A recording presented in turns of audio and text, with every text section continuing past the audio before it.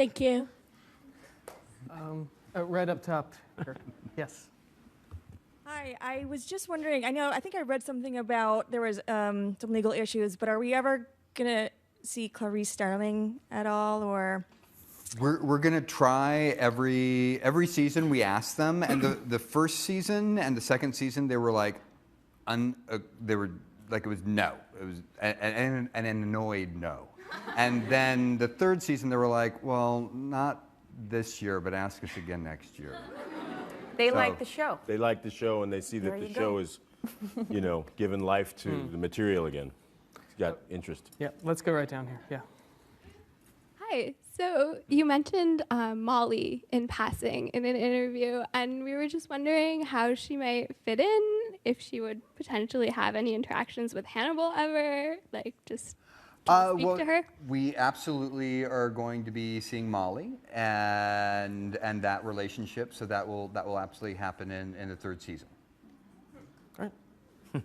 Okay, right here. Yes. Yeah. Just wait for the mic. Yeah. Here it comes. Here it comes. Yeah. Hi. There's a lot of speculation about Hannibal and Bedelia's relationship. And what do you, without giving anything really major away, do they have a friendship, or are they just manipulating each other? Does it have a romantic element? Like, what's going on with those two?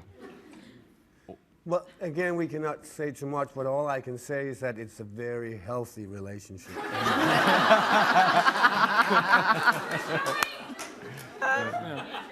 She's there.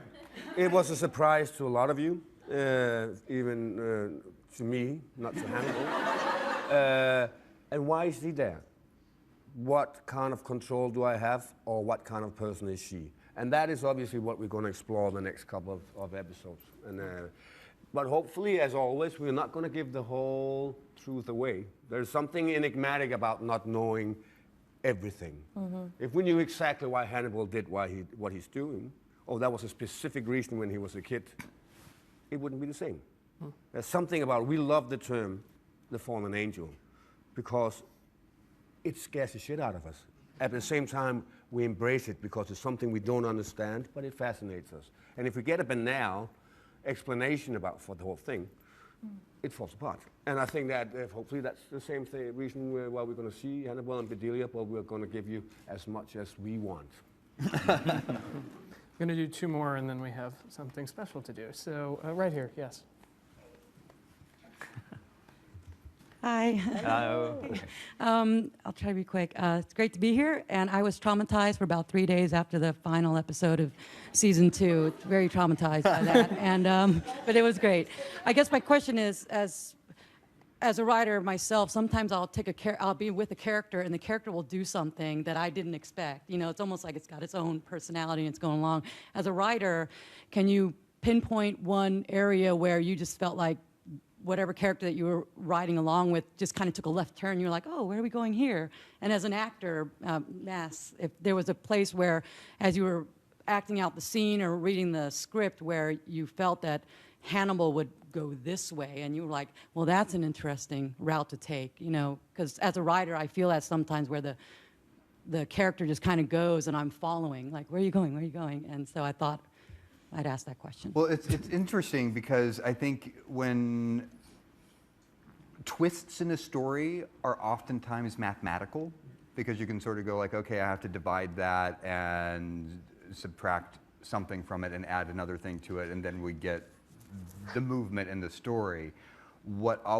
So those things twists are usually, or left turns are usually less surprising for me. What is generally surprising for me is whenever I'm writing a scene and I cry when I'm writing it.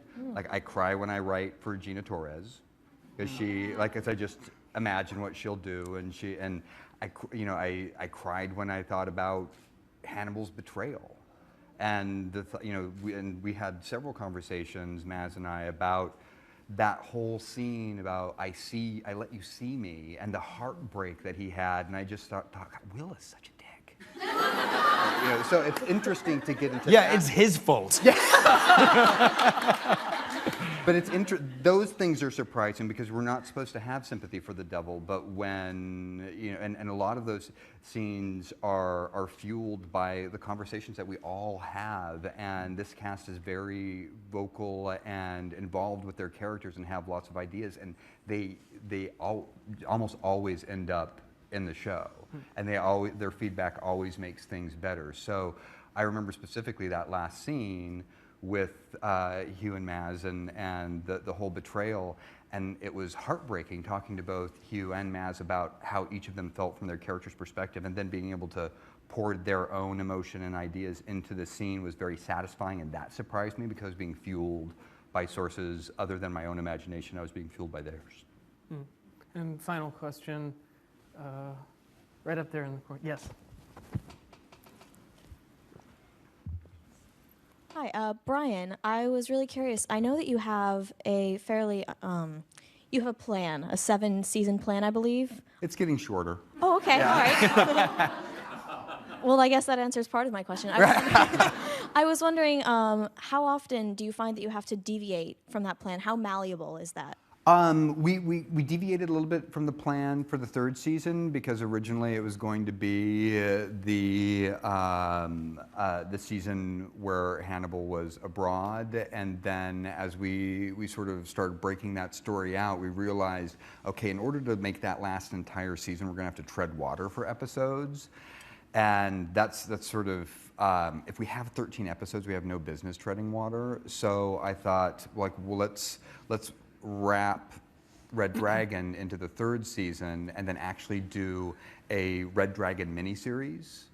So that changed a little bit. So that 7-episode plan became or 7-series plan became a 6-series plan because those seasons kind of collapsed into each other in a way that they actually fuel their own stories, and it felt organic. So that was one of the places where I was like, oh, let's change the plan. Cool. Okay, now it's time for trivia. With prizes. With prizes. So pass it down. Oh, any pass sports it down. questions in there? Pass it down. I don't think you're competing. Pass it Anything down. about Danish history? Pass it down. And that's yours. Okay, so, and I have questions in case nobody can answer any of this, but I feel like somebody's going to have the answer for everything everybody asks. So we'll start with Caroline, and we're going to first be playing for this. Yeah. Lovely Hannibal t-shirt.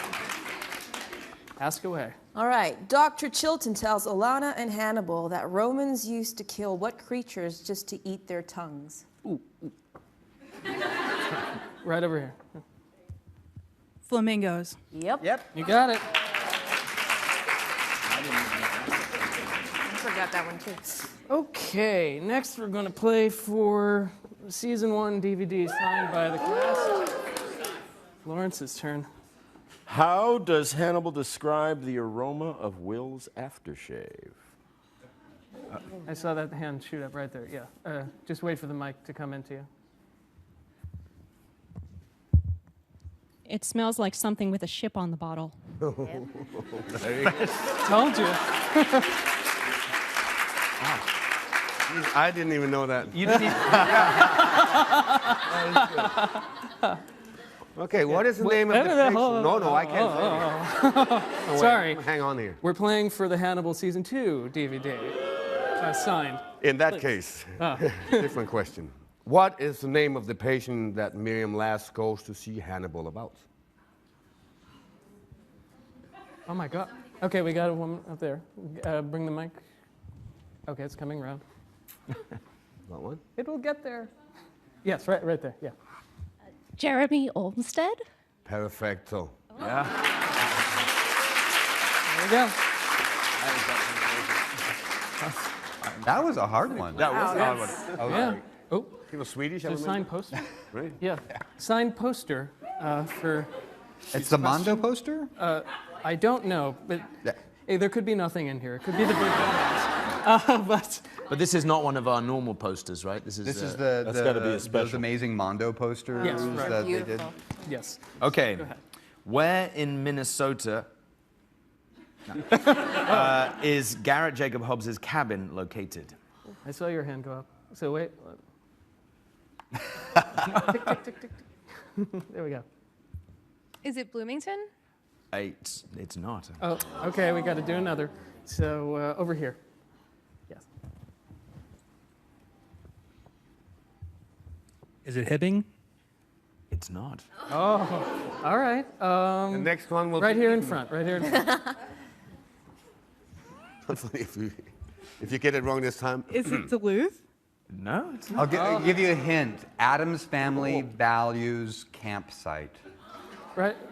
Right up here. Right up here. There's one there. She's got it. I know. She's got it. Shrek's Nest? No. Oh. There's a couple up here. Anyone else, Up in or- here. Up here. Okay, right over here. Right over Does here. anyone watch this show at all? Right, here we go.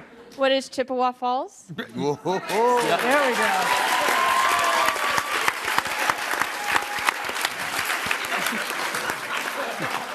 Jeopardy. Yeah, exactly. She went with the Jeopardy style. Yeah, nice. And finally, the grand prize is signed script, signed photos, a folder of signed goodies.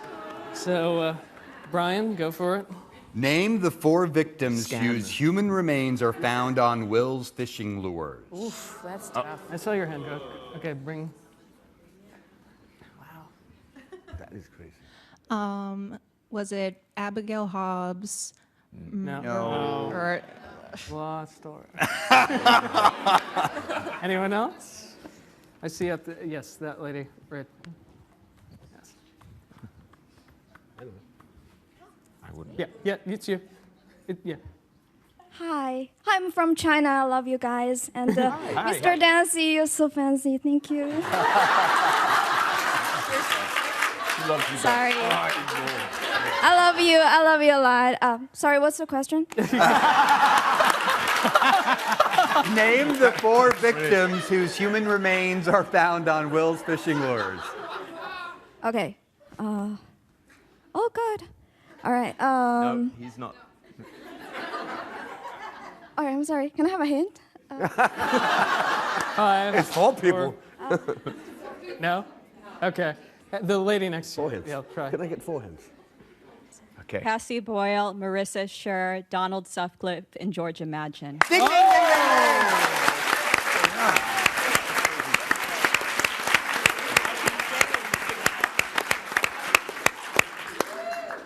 ding. Impressive. Wow. That is crazy.